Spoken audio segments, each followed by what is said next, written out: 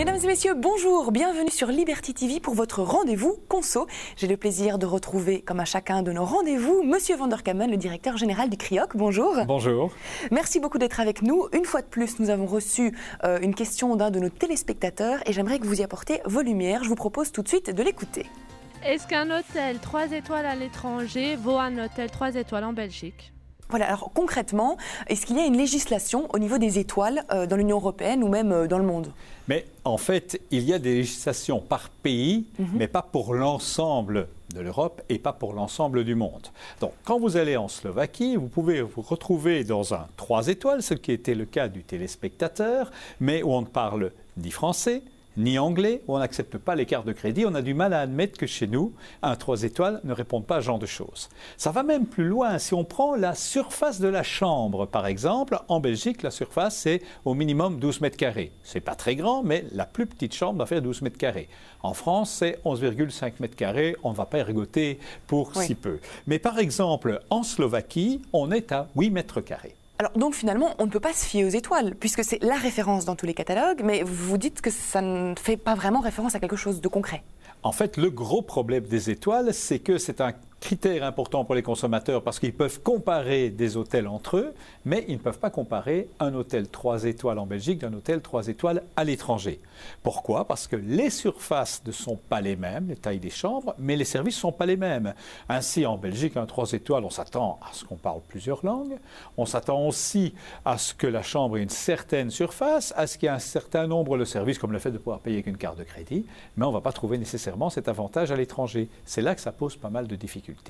Alors, on prend souvent l'exemple, on dit tout le temps, quand justement vous l'avez pris aussi quand on va en Égypte, un 3 étoiles équivaut très certainement à un 1 ou un 2 étoiles. Donc, on peut se demander, à un étoile en Égypte, qu'est-ce qu'on va trouver? On n'aura même pas de lit Mais on aura sans doute un gros problème. Si on aura un lit, mais on ne dormira pas tout seul. Il y aura peut-être des petites bêtes dans le lit, donc ce n'est pas toujours idéal. En fait, les critères, c'est que les critères dans les pays du Sud ne sont pas les mêmes. Alors, il faut faire attention à des critères minimums d'hygiène, de salubrité, etc.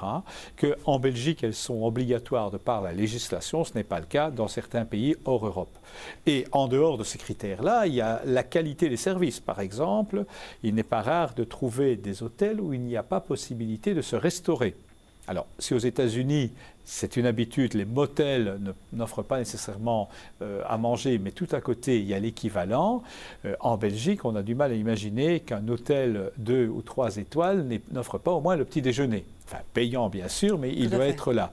La qualité de la réception, c'est aussi un élément essentiel. On peut imaginer qu'on peut se satisfaire d'une étoile pour passer la nuit et uniquement passer une nuit sur un trajet d'autoroute ou des choses comme ça. C'est difficile à admettre qu'on doit rester plusieurs jours.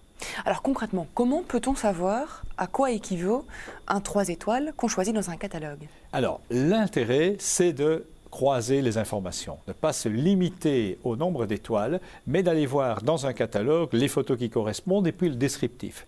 L'avantage des catalogues qui existent, c'est qu'on vous met avec beaucoup d'informations la composition de l'hôtel, les services offerts. Ça ne dit pas s'ils sont bien ou pas bien, mais ça vous dit ce qu'il y a comme possibilité. Ça vous permet au moins de vous donner une idée de quel est le niveau d'étoiles dans un pays particulier. Donc c'est un plus en tant que tel pour le consommateur. Deuxième chose, allez voir les témoignages. Allez voir les témoignages, donc ça vous permet d'aller voir ce que certains consommateurs disent, parce qu'en dehors des étoiles, il y a aussi un problème. Certains hôtels sont plus famille, et donc peut-être un peu plus bruyant, mais il y a des activités pour les enfants. Certains hôtels sont plus réservés à des couples, ça veut dire c'est sans doute moins bruyant. Il y a même des hôtels qui disent nous n'acceptons pas les enfants pour éviter justement que ça soit trop bruyant. D'autres au contraire disent nous faisons quelque chose pour les enfants. Voilà, donc on croise les sources, mais alors on parlait également des témoignages. Parfois, il y en a qui sont complètement erronés. On se rend compte que c'est l'hôtel finalement qui met un témoignage. Donc la véracité n'est pas toujours... Non, on n'est pas toujours là. Mais alors là, il y a plusieurs choses. Donc sur Internet, il y a les témoignages, il y a le descriptif de l'hôtel, il y a aussi ce que vous avez trouvé sur un certain nombre de sites, c'est de l'information. Les guides en ligne peuvent aussi vous aider. Alors c'est vrai que quand on croise tous ces témoignages, s'ils ne sont pas écrits de la même manière, parce que sinon, attention, c'est suspect, c'est la même personne qui a mis les mêmes témoignages. S'ils sont suffisamment nombreux, donc il faut voir combien nous avons de témoignages. S'il y a un avis sur un hôtel, ce n'est pas suffisant. Mais dès le moment où on commence à avoir 30 ou 40, ça peut donner une bonne information sur le niveau de l'hôtel. Maintenant, attention, le nombre d'étoiles n'est pas le seul indicateur. Vous avez des hôtels de charme, qui ont quelquefois un peu moins d'étoiles, mais comme le nom le dit, ils sont là dans une situation particulière, paysagère, etc., qui peut être très agréable. Bon. Alors, dernière petite question pour terminer. Si on se retrouve dans un 3 étoiles qui ne correspond pas du tout à nos attentes, est-ce qu'on est en droit de râler? Oui, bien sûr, mais en faisant quand même attention à une chose, c'est en fonction des critères du pays. Donc ne vous attendez pas, quand vous allez dans un pays hors d'Europe, d'avoir les mêmes critères. Ce que je vous conseille, moi, c'est de se rappeler qu'il faut d'abord bien connaître l'hôtel. Pour ça, il faut avoir toute la documentation nécessaire. Donc la rassembler, en ce y compris les témoignages, mais pas uniquement, comme on l'a dit, les témoignages peuvent aller dans tous les sens, et puis des photos. Ça veut dire, vous prenez un catalogue, vous avez déjà des photos, ça vous donne une idée. Mais méfiez-vous, quand c'est au bord de la mer, ça peut être juste au bord de la mer, mais il peut y avoir un précipice de 10 mètres avant d'arriver à l'eau. Donc, il vaut mieux faire attention. Voilà, comme ça, au moins, vous savez à quoi vous devez faire attention.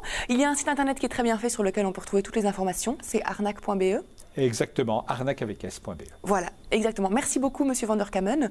On vous souhaite quand même à tous de très belles vacances. Rassurez-vous, ça se passe parfois très très bien. Vous aurez un très beau 3 étoiles. Merci beaucoup. Rendez-vous très prochainement pour un autre rendez-vous conso.